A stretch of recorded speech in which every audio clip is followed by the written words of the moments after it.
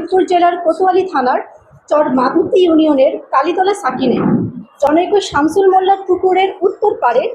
মাটি চাপা দেওয়া একটি মহিলা এবং শিশুর লাশ পাওয়া গেছে। স্থানীয় লোকজন সেখানে মাটি চাপা থেকে লাশ দুটো উত্তোলন করে পাশের পুকুর পাড়ে রেখেছে। তো যেহেতু ঘটনাস্থলটা আমাদের রাজবাড়ী এবং ফরিদপুরের মোটামুটি সীমান্ত এলাকায়, সে কারণে আমাদের কোতোয়ালি থানা পুলিশ এবং গোয়ালন্দ পুলিশ দুই থানা পুলিশে ওখানে ঘটনাস্থলে উপস্থিত হয় এবং কোতোয়ালি থানা পুলিশ ডিসিস্ট জাহানারা বেগম এবং শিশু কন্যা সামিয়ার পচা গলা লাশের সুরতহাল প্রস্তুত করে ময়নাতদন্তের জন্য প্রেরণ করে। ইতিমধ্যে ডিসিস্টের স্বামী, এই ঘটনাটা তো সোশ্যাল মিডিয়াতে ব্যাপকভাবে প্রচারিত হয় এবং ডিসিস্টের স্বামী অনলাইনে এই বিষয়টি দেখে এবং ঘটনাস্থলে যে তিনি তার স্ত্রী এবং কন্যার লাশটি শনাক্ত করেন। প্রযুক্তির সহায়তায় একজন আসামিকে গ্রেফতার করেন। তার নাম হচ্ছে মোহাম্মদ উজ্জ্বল খান। তার বয়স হচ্ছে 38 এবং তার বাড়ি হচ্ছে রাজবাড়ী। এখানে ডিসিস্টের যে স্বামী, তিনি কিছু তথ্য দিয়েছিলেন যে তার কিছু সন্দেহ আছে যে তার স্ত্রী উজ্জ্বল খানের সাথে কোনো একটা সম্পর্কে লিপ্ত ছিলেন। তো উজ্জ্বল খানকে গ্রেফতার করা হয়েছে 16/5/26 তারিখে আনুমানিক 13টা 50 দিকে গোয়ালন্দ থেকে, এবং তাকে আটক করে জিজ্ঞাসাবাদ করা হয়। তখন তার হেফাজতে একটি মোবাইল ফোন পাওয়া যায় এবং সেই মোবাইল ফোনের যে তথ্য সেটা পর্যালোচনা করে দেখা যায় যে ডিসিস্টের যে মোবাইল নাম্বার, ওই নাম্বারের সাথে তার এই ফোনের একটা ফ্রিকোয়েন্ট একটা যোগাযোগ ছিল এবং তখন আমাদের সন্দেহটা আরও বেশি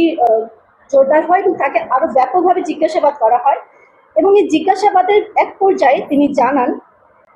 যে ডিসিস্ট জাহানারা বেগম এবং শিশুকন্যা সামিয়াকে তিনি হত্যা করেছেন। তো এটা আরও যখন জিজ্ঞাসাবাদ করা হয় তখন জানা যায়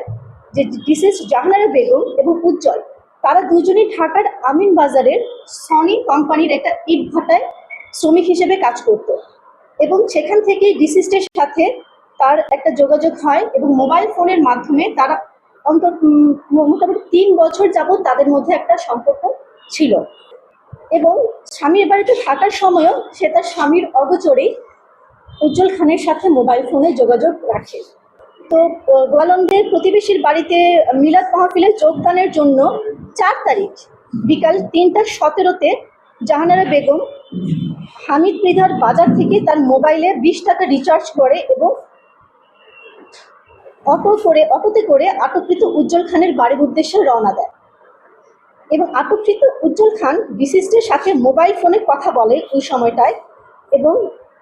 উজ্জ্বল খান জাহানারা বেগমকে বলে জামতলা এলাকার দিকে আসতে এবং আটককৃত উজ্জ্বল খান জামতলা এলাকা থেকে ডিসিস্ট জাহানারা বেগম এবং তার মেয়ে সামিয়াকে রাত আনুমানিক 7:30টার সময় রিসিভ করে এবং কোতোয়ালা থানার চর মাধুতি ইউনিয়নের কালীতলা সাকিনের শামসুল মোল্লার পুকুরের উত্তর পাড়ে, যেটা আমাদের ঘটনাস্থল ছিল, সেখানে একটা ছাপটা ঘর আছে, সেখানে নিয়ে যায় জাহানারা বেগম এবং তার মেয়ে সামিয়াকে। সেখানে উভয়ের মধ্যে একটা এই যে বিবাহ প্রেম এসব নিয়ে দীর্ঘ সময় একটা আলোচনা চলে এবং তখন ডিসিস্টের যে মেয়ে, সে ডিসিস্টের কোলে ঘুমিয়ে পড়ে। এক পর্যায়ে ডিসিস্ট জাহানারা বেগম আটককৃত উজ্জ্বল খানকে বিয়ে করে তার বাড়িতে নিয়ে যাওয়ার জন্য একটা চাপ প্রয়োগ করে। এই চাপ প্রয়োগ করার পরে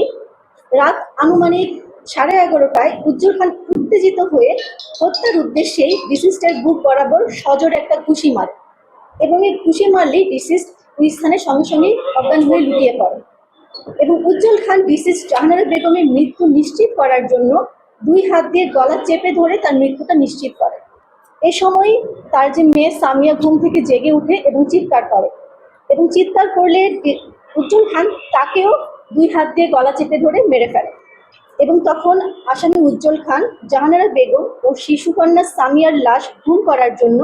তার নিজের বাড়ি থেকে কোদাল নিয়ে আসে এবং ওই যে ছাপড়া ঘরে যেখানে বসে ওরা কথা বলছিল,